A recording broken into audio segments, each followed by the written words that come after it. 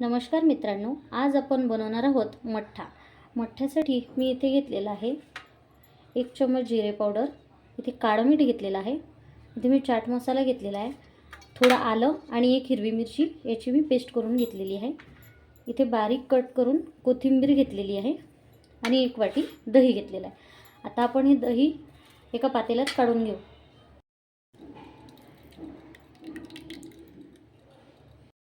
दह्याला आपण रई लावून घेऊयात।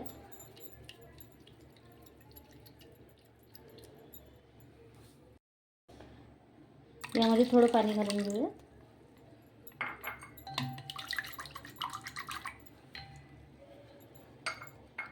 काढून घेतलेले मसाले यामध्ये ॲड करूयात।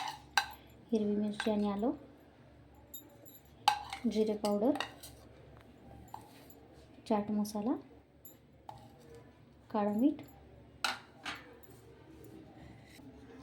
यामध्ये आपण 1 चमचा साखर घालून घेऊयात आणि यात थोडी कोथिंबीर घालून घेऊयात आणि हे छान मिक्स करून घेऊयात।